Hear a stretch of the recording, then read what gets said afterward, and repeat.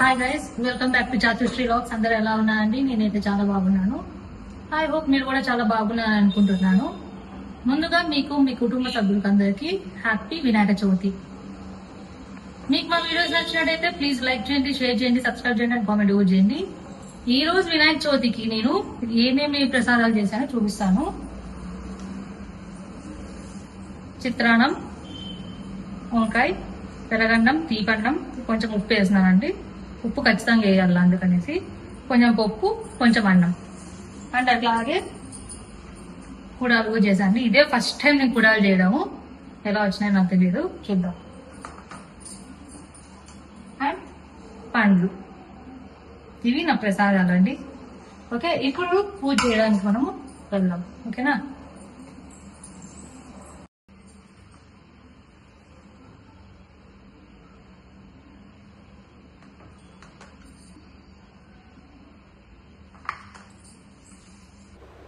Guys, నేను ఇప్పుడు పూజ ఎక్కడ చేస్తున్నానంటే, మీరు చూసినట్టయితే నేను 7 శనివారం వ్రతం పూజ ఎక్కడైతే చేస్తున్నానో సేమ్ ఆ ప్లేస్లోనే చేస్తున్నాను. నేను ఇక్కడ ఎక్స్ట్రాగా ఒక టేబుల్ పెట్టా కదా, అది ఏ టేబుల్ అంటే నేను వర్క్ చేసుకోవడానికి టేబుల్ ఒకటి తీసుకున్నాను. అందుకు కొంచెం హైట్లో పెడితే బాగుంటుందని ఆ టేబుల్ పెట్టానండి. నేను అక్కడ ఆ టేబుల్ మీద నేను వినాయకుడిని ఇప్పుడు పెడుతున్నాను.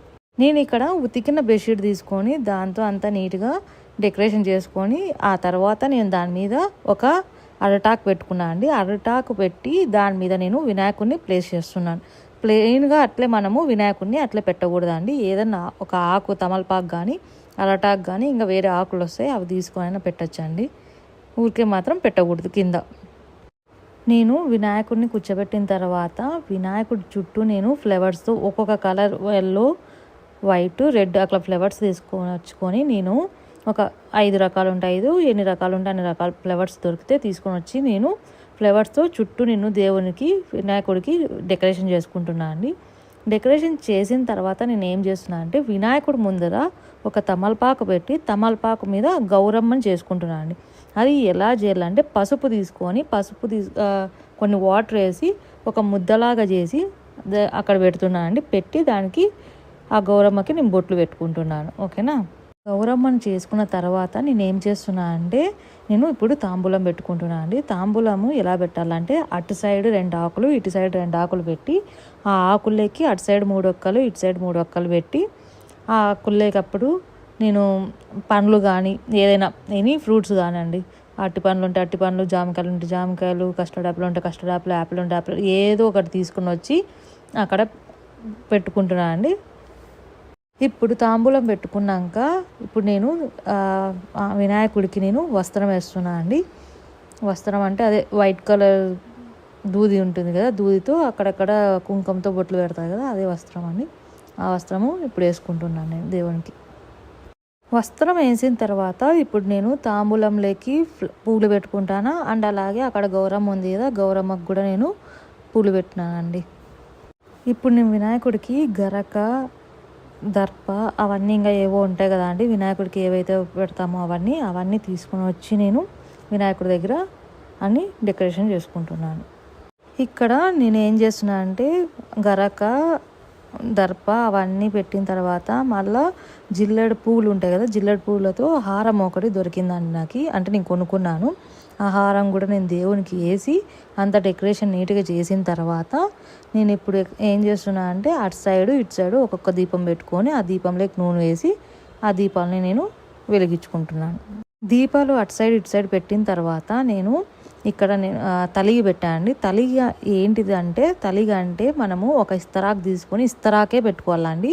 ఇస్తరాకు తీసుకొని మనం ఏమేమి ఐటమ్స్ చేసినాం ఆ రోజు, ఫుడ్ ఏమైనా చేసింటే చిత్రాన్నము, వంకాయ, అన్నం, పప్పు, రసం, సాంబార్ ఏమైనా చేసింటే అవన్నీ పెట్టి మళ్ళీ అలాగే ఫ్రూట్స్ ఏమైనా తెచ్చుకుంటే ఫ్రూట్స్.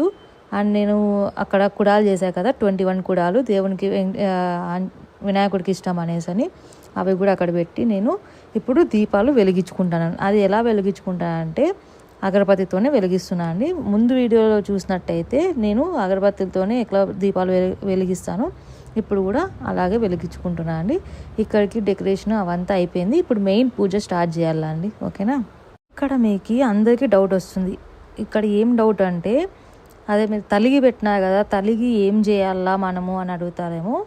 ఆ తలిగి ఏం చేయాలంటే ఇంటికి ఎవరైతే హెడ్ ఉంటారో మామ కానీ లేకపోతే హస్బెండ్ కానీ వాళ్ళకి పెట్టాలండి. వాళ్ళు ఆ ఇస్తరాకులో ఉండే ఫుడ్ ఏది మిగలబెట్టకుండా అంతా నీట్గా కంప్లీట్ చేసేయాలండి.